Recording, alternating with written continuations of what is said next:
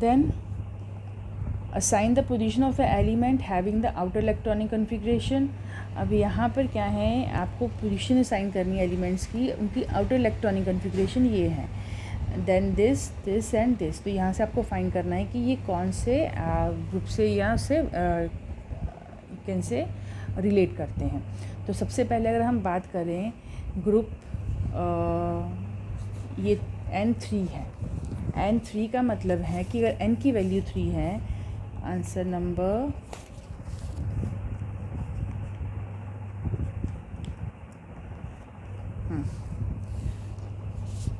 Answer number 3.30। अब यहाँ पे अगर n की वैल्यू 3 है तो ये क्या हो जाएगा, 3s2 3p4 4 5 6। अब यानी कि इसके आउटर मोस्ट शेल में 6 इलेक्ट्रॉन्स होंगे, ठीक है। दूसरी बात, ये 3 क्या इंडिकेट कर रहा है कि ये किस पीरियड से बिलोंग कर रहा होगा। तो 3 का मतलब है कि इसका जो पीरियड होगा, पीरियड इज़ 3, थर्ड पीरियड का एलिमेंट है, और 6th यानी कि इसका क्या होगा, 6th। आप अब 6 से आपको इतना तो अंदाज़ा हो जाएगा कि हम इसकी हेल्प से क्या फाइंड कर सकते हैं, इसका ग्रुप।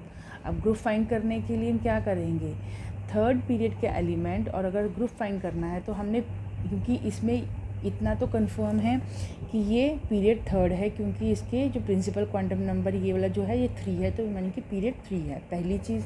दूसरी चीज़ कि इसकी जो आउटर मोस्ट शेल है उसमें कितने इलेक्ट्रॉन्स है, 6 इलेक्ट्रॉन्स हैं, और ये p ऑर्बिटल यानी कि p शेल का मेंबर है, p ग्रुप का मेंबर है। अब p ग्रुप के मेंबर को फाइंड करने के लिए हमने एक फॉर्मूला बताया था, जिसमें क्या करते हैं हम, 10 प्लस s और p दोनों के electron of s and electron of p। तो ये क्या था, 10 प्लस 2 प्लस 4 दैट इज़ 16। तो अब आपको पता चल गया 16 किसका होता है, सल्फ़र। फाइन। उसके बाद नेक्स्ट है आपका, यहाँ पे n है 4, और ये d यानी कि d ऑर्बिटल से बिलोंग कर रहा होगा। अब d ऑर्बिटल से बिलोंग करने का मतलब है, इसके लिए भी क्या होगा कि पहली चीज़ तो आपको पीरियड तो पता लग ही गया होगा, n की वैल्यू 4 है, n की पीरियड इसका 4 होगा। फर्स्ट के अंदर तो ये है, सेकंड का पीरियड क्या होगा, 4 होगा। n की वैल्यू से आप पीरियड को इंडिकेट कर लेते हैं, ठीक है। उसके बाद यहाँ पे आप जो आउटर मोस्ट शेल के जो इलेक्ट्रॉन्स दे रखे हैं कितने हैं, ns2 और d2। तो दोनों को जब आप प्लस करोगे तो 2 + 2 कितना हो जाएगा, 4।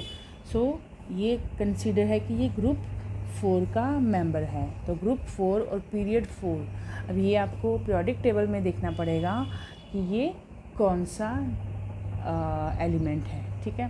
सो right the name of element yourself. Then third F, अब पीरियड अगेन 6 है, ठीक है, और ये F ब्लॉक का एलिमेंट है। F ब्लॉक का एलिमेंट मतलब कि F ब्लॉक के ज़्यादातर एलिमेंट कौन से ग्रुप से बिलोंग करते हैं, थर्ड ग्रुप से।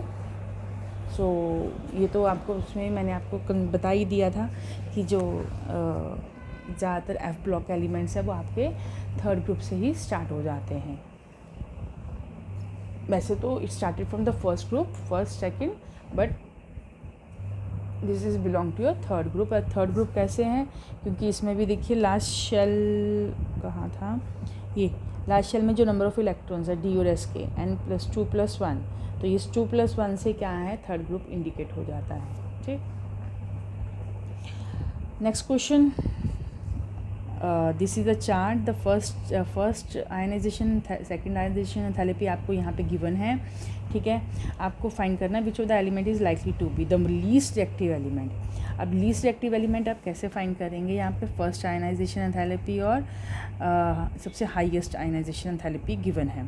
तो जिसकी सबसे लीस्ट होगी ऑब्वियस है वही सबसे कम क्या होगा, रिएक्टिव होगा। तो लीस्ट रिएक्टिव कौन सा होगा इसमें,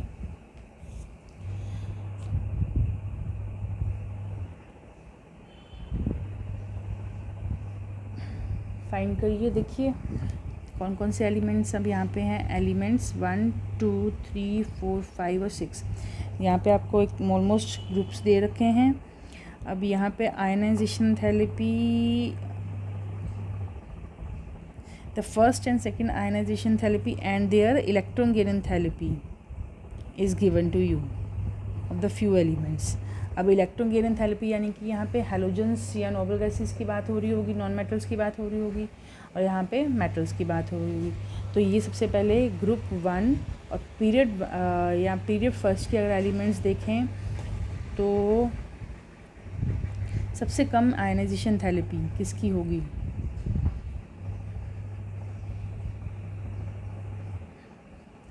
द लीस्ट एक्टिव एलिमेंट इसकी है इलेक्ट्रॉन गेन एंथैल्पी 5, 5, 4, 4, और इलेक्ट्रॉन गेन एंथैल्पी इसकी पॉजिटिव में आ रही है. पॉजिटिव मीन्स कि ये तो सबसे लीस्ट रिएक्टिव होना चाहिए. क्यों? अब ना this fifth one is the least reactive. क्यों फिफ्थ वन लीस्ट रिएक्टिव है?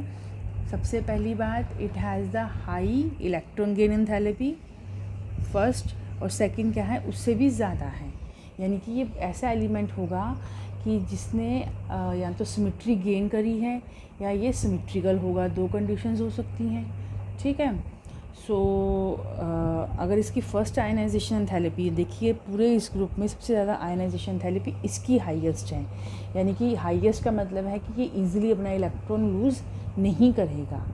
ठीक. और यहाँ पे इसकी जो इलेक्ट्रॉन गेन एंथैल्पी है वो किस में आ रही है? Positive value. Positive value indicate कर रहा है कि कहीं ना कहीं अब पॉजिटिव किसकी आती है. यहाँ पे आपको देखिए नेगेटिव और पॉजिटिव देखकर ही इंडिकेट करना पड़ेगा. अगर हम इलेक्ट्रॉन गेन एंथैल्पी की बात करें या इलेक्ट्रॉन आयनाइजेशन एंथैल्पी की बात करें तो आयनाइजेशन एंथैल्पी ऑलमोस्ट सारी क्या होती है? Positive in nature. Electron gain enthalpies क्या होती है? Negative in nature. और कुछ एलिमेंट्स की इलेक्ट्रॉन गेन एंथैल्पी पॉजिटिव होती है. किसकी होती है? नोबल गैसेस की होती है. ठीक है. तो हम यहाँ से ये इंडिकेट कर सकते हैं कि अगर ये पॉजिटिव वैल्यू है तो ये फिफ्थ वन क्या है? कोई ना कोई नोबल गैस होगी. ठीक है. अब ये अगर नोबल गैस है तो it means you find your answer. So 3.31 के अंदर क्या होगा? 4 + 48 इंडिकेट कर रहा है कि ये जो एलिमेंट फिफ्थ ग्रुप का है या फिफ्थ जो भी आपका एलिमेंट है इसकी हाईएस्ट आयनाइजेशन एंथैल्पी और लोएस्ट इलेक्ट्रॉन गेन एंथैल्पी है, जो इंडिकेट कर रहा है कि ये नोबल गैस है. सो लीस्ट रिएक्टिव एलिमेंट, मैं इस पे यहीं पे आंसर लिख देती हूँ. लीस्ट रिएक्टिव एलिमेंट कौन सा होगा यहाँ पे? Fifth one is the least reactive. ठीक है. द मोस्ट रिएक्टिव मेटल मतलब जो सबसे इजीली अपने इलेक्ट्रॉन को लूज कर देती है, जिसकी आयनाइजेशन एंथैल्पी बहुत कम होगी. तो अब देखिए यहाँ पे सबसे ज़्यादा आयनाइजेशन एंथैल्पी किसकी कम आ रही है? आई थिंक आयनाइजेशन एंथैल्पी अगर देखा जाए तो सबसे कम इस ग्रुप में आ रही है ये 2 वाले की, क्योंकि इसने अपने इलेक्ट्रॉन बहुत जल्दी रिलीज़ करना है. इट मीन्स इसकी आयनाइजेशन एंथैल्पी क्या होगी? बहुत कम होगी. और कम होगी तो ये बहुत जल्दी क्या करती होगी? रिएक्ट करती होगी. तो यहाँ पर हम लिख सकते हैं second element. Then the most reactive non metal. Most reactive मतलब जिसकी इलेक्ट्रॉन गेन एंथैल्पी आप कह सकते हो कि the element with the highest ionization enthalpy as well as the highest electron gain enthalpy. तो उसकी इलेक्ट्रॉन गेन एंथैल्पी भी बहुत ज़्यादा हो और उसकी आयनाइजेशन एंथैल्पी भी क्या हो? बहुत ज़्यादा हो. सो इलेक्ट्रॉन गेन एंथैल्पी तो सबसे ज़्यादा आ रही है थर्ड वन की. ठीक. और ऑब्वियसली नॉन मेटल की बात कर रहे हैं तो जिसकी नेगेटिव वैल्यू सबसे ज़्यादा होगी वही ज़्यादा रिएक्टिव होगा. तो हम यहाँ पे लिख सकते हैं third one. Then the least reactive non metal. Least reactive down the group, जो सबसे जिसकी नेगेटिव वैल्यू सबसे कम होगी. तो down the group negative value fourth one. Yes. So इसका आएगा fourth one. Then the metal which can form the stable binary halides of the formula this. Binary halide means जो जैसे HCl है, binary halides हैं. FCl है, FI है, ये क्या है? बाइनरी. बाइनरी मीन्स 2 और जो हैलाइड्स. तो बाइनरी हैलाइड्स बिकॉज ऑफ यहाँ मैंने लिख भी रखा होगा the metal which can form the stable binary halides of formula. तो बाइनरी हैलाइड्स फॉर्म करने के लिए क्या होगा?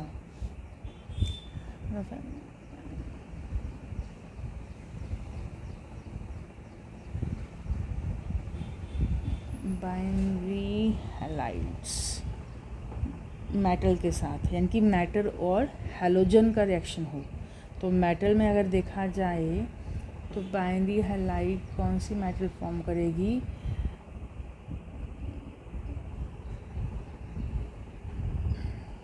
बाइनरी हैलाइड्स तभी फॉर्म होंगे ना, ये देखिए जैसे हम बात कर रहे हैं अगर मैं सोडियम, तो ये बाइनरी नहीं होंगे। क्यों? क्योंकि यहाँ पर आपको यहाँ पे जो फॉर्मूला दे रखा है MX2 का मतलब कि हैलोजन की जो 2 एटम ऑफ हैलोजन होने चाहिए। सो ज़्यादातर ये एल्कलाइन अर्थ मेटल के ग्रुप ही फाइंड कर सकते हैं। जैसे हम magnesium MgCl2 for example MgCl2, तो this is your binary halide. तो बाइनरी हैलाइड के बेसिस पे हम लिख सकते हैं यहाँ पे कि जो फॉर्मूला तो आपको जो सजेस्ट किया हुआ, so metal belong to the alkaline earth metals, they form the binary halides. तो यहाँ पे सिंपली आपको मेटल पूछा है, इसमें से आपको फाइंड करने की ज़रूरत नहीं है। Then the metal which can predominantly stable covalent halides of the formula MX। Covalent halides मतलब नॉन मेटल्स फॉर्म करेंगी। अब नॉन मेटल्स यहाँ तो अगर थर्ड का ही देखा जाए तो नॉन मेटल हैलाइड्स में आपके ऐसे आ जाते हैं नॉन मेटल के हैलाइड्स। तो कोवेलेंट हैलाइड्स हैं, तो कोवेलेंट है में लिथियम के हैलाइड्स भी कोवेलेंट इन नेचर, क्योंकि ने पढ़ा हुआ कैरेक्टरिस्टिक के लिथियम क्या फॉर्म करता है, कोवेलेंट कंपाउंड फॉर्म करता है। तो जो कोवेलेंट करेक्टर लिथियम का due to their small size और you can say positive charge की वजह से भी हम कह सकते हैं। So the metal is monovalent in nature. So metal कैसी होनी चाहिए? मोनोवेलेंट, क्योंकि MX मोनोवेलेंट, यहाँ पे मेटल कैसी होनी चाहिए थी? डाइवेलेंट, ठीक है, तभी वो बाइनरी हैलाइड्स फॉर्म करेगी। यहाँ पे मेटल कैसी होनी चाहिए? मोनोवेलेंट। तो ये एल्कली मेटल्स फर्स्ट ग्रुप के एलिमेंट्स है वो फॉर्म करेंगे। सो हम लिख सकते हैं लिथियम, ठीक। उसके बाद प्रीडोमिनेंटली अब यहाँ आपको यही क्वेश्चन है, predict the formula of binary compound stable that would be form by combination lithium oxygen. अब लिथियम ऑक्सीजन ये बाइनरी तो नहीं होंगे, लेकिन लिथियम और ऑक्सीजन के साथ जो form lithium oxide Li2O, aluminium iodide Al(I3), phosphorus PF5, magnesium nitrogen Mg3N2, magnesium nitride, silicon और ऑक्सीजन का silicon dioxide, element 71 and fluorine 71 element 71 and fluorine, तो दैट इज़ ल्यूथियम ट्राइफ्लोराइड। ये है Al(I3) PF5 लिथियम 2O, ठीक है। तो ये इसके बाइनरी कंपाउंड्स बन गए। Now in modern periodic table the period indicate the value of atomic number, atomic mass, principal quantum number, azimuthal quantum number। तो पीरियड से आप कैसे ये डिफाइन कर सकते हैं?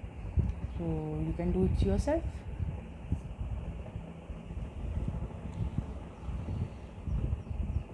Now this is your MCQ based questions है सारे के सारे। So first is in the modern periodic table the period indicate क्या करता है? Atomic number, atomic mass, principal quantum number. अब पीरियड कैसे, हम जब n की वैल्यू लिखते हैं तो n हमें क्या बताता है कि कौन से पीरियड से बिलोंग कर रहा है, तो ये क्या इंडिकेट करता है? Principal quantum number. So what is your answer? That is principal quantum number. Which of the following statement related to the modern periodic table is incorrect?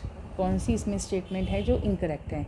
P block के अंदर 6 कॉलम्स है because maximum 6 electron occupied in the shell. Then D block has 8 columns, 8 columns होते हैं D block के अंदर। ये incorrect है, P block वाली तो सही है क्योंकि पी ब्लॉक में 6 कॉलम्स की बात कर रहे हैं, यानी कि 6 इलेक्ट्रॉन्स, या पी ब्लॉक के अंदर 6 ही कॉलम्स होते हैं, ठीक है, जिनके अंदर एलिमेंट्स अरेंज होते हैं। डी ब्लॉक वाले के अंदर 8 है बिकॉज मैक्सिमम 8 इलेक्ट्रॉन्स डी के अंदर तो 10 इलेक्ट्रॉन्स होल्ड करता है, ठीक है। Each block contain the number of a column equal to the number of electron they occupied their sub shell fine ये भी करेक्ट है. The block indicate value of azimuthal quantum number for the last subshell which receive the electron building up the electronic configuration. ये भी सही है. So according to this D block के अंदर क्या होते हैं, मैक्सिमम 10 इलेक्ट्रॉन्स होते हैं. So this is your incorrect statement. Anything that influence the valence electron will affect the chemistry of element. Which one of the following factor does not affect the valence shell? Valence shell को principal quantum number effect करेगा, charge effect करेगा, ठीक है, number of core electrons effect करेंगे, लेकिन nuclear mass से effect नहीं करता है. Then size of isoelectronic species is affected by the nuclear charge. जितना चार्ज बढ़ता जाएगा, यानी कि नेगेटिव चार्ज बढ़ेगा तो ऑब्वियसली साइज़ बढ़ेगा, पॉजिटिव चार्ज बढ़ेगा तो साइज़ कम होगा. सो न्यूक्लियर चार्ज के ऊपर डिपेंड कर रहा है. Which of the following statement is incorrect in relation to the ionization therapy. Ionization therapy increase for each successive electron. Increase करती है सक्सेसिव इलेक्ट्रॉन्स के लिए. Yes. The greater ion increase in ionization therapy is experienced on the removal of electron. जब electron form हो जाएगा, वो noble gas या stable या सिमेट्री फॉलो करेंगे तो आयनाइजेशन थेरेपी ऑब्वियस है बढ़ेगी. Then end of the valence electron is marked by big jump in the ionization therapy. Removal of electron from the orbital bearing lower n value is easier than the orbital having the higher. अब इसका क्या मतलब है कि जब electron उस orbit से remove करना जिसकी n की वैल्यू कम है या जिसकी n की वैल्यू ज़्यादा है. So which of the following is incorrect. So I think this is the incorrect, क्योंकि रिमूवल ऑफ इलेक्ट्रॉन का n वैल्यू से तो कोई ऐसा इफेक्ट नहीं है. वो तो SPDF या उनकी स्क्रीनिंग इफेक्ट पे कहीं ना कहीं इफेक्ट करता है. Then consider the element boron, aluminium, magnesium, potassium, the correct order of the metallic character. इसमें सबसे ज़्यादा मेटेलिक करेक्टर किसका होगा. अलॉन्ग द अगर हम पीरियड की बात करें तो metals are more metallic than the non metals. तो पीरियड में अगर रेंज करें तो अगर आप ये देखिए, boron, aluminium, magnesium and potassium, ये पॉजिटिव +2 +3 और बोरोन तो उसमें ऐड ही नहीं हो रहा. तो जिसमें इलेक्ट्रॉन इजीली रिलीज़ हो जाए, जल्दी निकल जाए, ठीक है. अब अगर इन सब अरेंजमेंट्स में देखें तो potassium, magnesium, aluminium and then boron. तो पोटेशियम से इलेक्ट्रॉन सबसे इजी निकलेगा, क्योंकि आउटरमोस्ट शेल में एक इलेक्ट्रॉन है. जब 2 होंगे देन 3 होंगे तो डिफ़िकल्टी होगी. तो this is the correct one. Consider the element boron, carbon, nitrogen, fluorine and silicon, the correct order of the non metallic character. अब non metallic ease with which they electron जल्दी gain करेंगे. तो fluorine सबसे ज़्यादा जल्दी, then nitrogen, then carbon, then boron and then silicon. So the trend is your C. Then consider the element fluorine, chlorine, oxygen, nitrogen, the correct order of the chemical reactivity in the term of oxidizing property. Oxidizing property मतलब जिसमें क्या हो, electron gain करने की tendency ज़्यादा हो. तो fluorine जल्दी इलेक्ट्रॉन गेन करेगा, इलेक्ट्रॉन एक्टिविटी ज़्यादा होती है फ्लोरीन की. Then oxygen, then chlorine and then nitrogen. This is on the basis of the electronegativities. ठीक है. So your answer is this. With this, the exercise is complete. So our chapter is complete. Thank you.